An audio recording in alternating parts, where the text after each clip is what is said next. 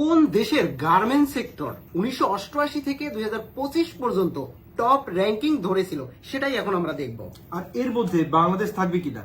Definitely Bangladesh থাকবে, তবে কত নাম্বারে থাকবে এবং কত সাল থেকে থাকবে এটা আমরা দেখবো। অলরেডি 1988 সালে আমরা আছি এবং দেখতে পাচ্ছি ইটালি এগিয়ে, তখনকার এবং চায়না এগিয়ে যাচ্ছে, অলরেডি এগিয়ে যাচ্ছে।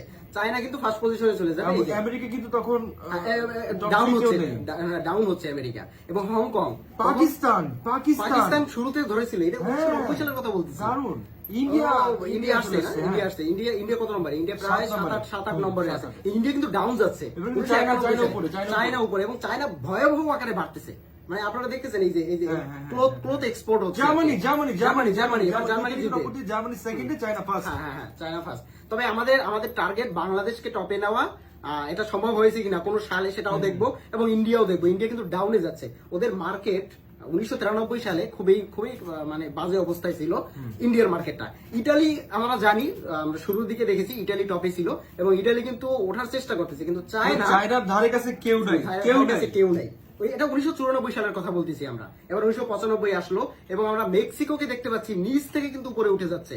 আর ইউএসএও কিন্তু আস্তে আস্তে ওদের এটাকে বাড়াচ্ছে, টপ 3 তে চলে আসছে। আর মেক্সিকো কিন্তু বাড়তেছে, দেখছো? হ্যাঁ। তারপরে নেদারল্যান্ড আছে, জাপান আছে, ইন্দোনেশিয়া। বাহ, দারুন তো। আর অনেকটাই জানি যে টার্কিশ, ওরা যে এক্সপোর্টে এত দারুন জানা ছিল না। ইন্ডিয়া কিন্তু উঠতেছে, ইন্ডিয়া উঠতেছে, জাপানও উঠতেছে। এটা বাংলাদেশ কি এখনো আসে নাই? বাংলাদেশ কি আসতে পারবে?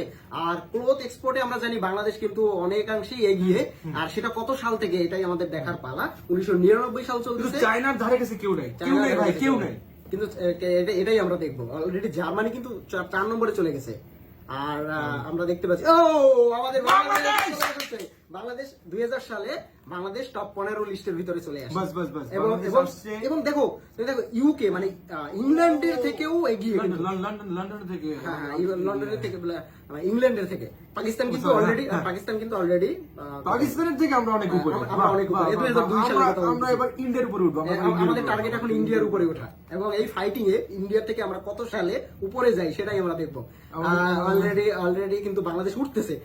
বেলজিয়াম, পাকিস্তান, জাপান আমাদের নিচে। হ্যাঁ, আমাদের নিচে। এটা 2003 সালের কথা বলতেছি। তারপরে 2004 সালে ইন্ডিয়াও কিন্তু তখন হচ্ছে, বাড়তেছে। আর চায়নার অবস্থাটা দেখুন, মানে ধরাছোঁয়ার বাইরে। মানে 2004 সালে প্রোডাক্ট মানেই চায়না, মানে ক্লথ প্রোডাক্ট। বাংলাদেশ কিন্তু টপে। ফ্রান্সের উপরে বাংলাদেশ 2005 সালে কিন্তু ভাইরাল হয়েছে, মানে 2006 সালে, মানে ভাইরাল না, সরি, মানে এই 6 সালের দিকে বেশি পরিমাণে এবার 2000 ইন্ডিয়া কিন্তু অলরেডি 3rd নম্বরে চলে গেছে, এবং আমাদের টার্গেট ইন্ডিয়ার সাথে ফাইট করা এবং ইন্ডিয়াকে টপকে আমাদের যাওয়া। এটা কত সালে হয়েছে বা হচ্ছে কিনা আদৌ সেটা আমরা দেখবো। পাকিস্তানও কিন্তু কম এগিয়ে না, পাকিস্তান কিন্তু উঠতেছে। 2008 সালের আমরা দেখতেছি। পাকিস্তান তো বরাবর ছিল, অনেক আগ থেকেই ছিল। বাংলাদেশ কিভাবে আমেরিকার উপরে, বাংলাদেশ 4 নম্বরে, আমেরিকার উপরে, জার্মানির উপরে।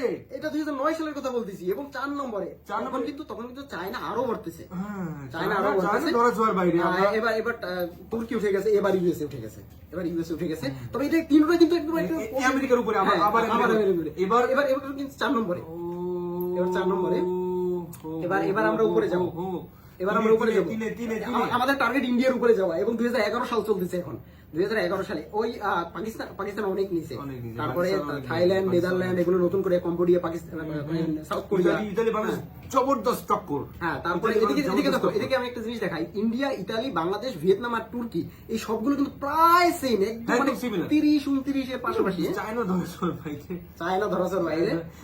2014 সালে অসুবিধা নেই, আবার ভিয়েতনাম উঠে গেছে হঠাৎ করে। 2014 সালে ভিয়েতনাম উঠে গেছে, এবং এবার ইন্ডিয়াকে টপকে এই ফার্স্ট 2015 সালে আপনারা দেখতে পাচ্ছেন যে ইন্ডিয়ার উপরে বাংলাদেশ, এবং 2016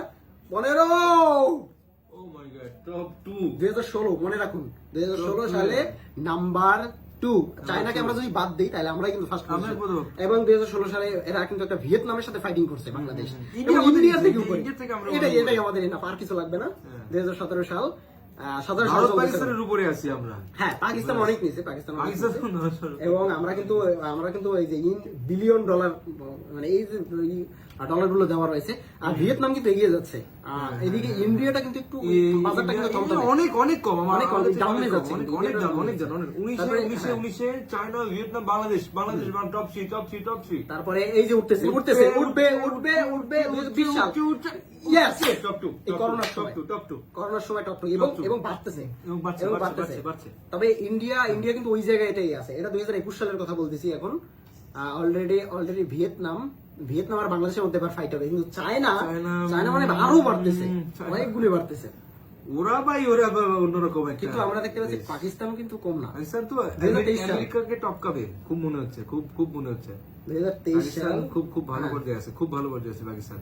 হ্যাঁ, তবে তবে 23 মোটামুটি আমরা সেকেন্ড লিডে 24 সেকেন্ড লিডে ইন্ডিয়ার অনেক উপরে, পাকিস্তানের উপরে আমরা সেকেন্ড পজিশনে আমরা সেকেন্ড পজিশন এবং আমরা মনে হচ্ছে সেকেন্ড পজিশনটাই ধরে রাখবো। হ্যাঁ, 2025 হ্যাঁ, অলরেডি আমরা এই আমরা মুহূর্তে চায়নাকে বাদ দিলে আমরা ফার্স্ট। হ্যাঁ, চায়নাকে বাদ দিলে আমরাই ফার্স্টে আছি। একদম দেখি যে আমরা সেকেন্ড পজিশনে। কারেক্ট। কমেন্ট করে জানাবেন।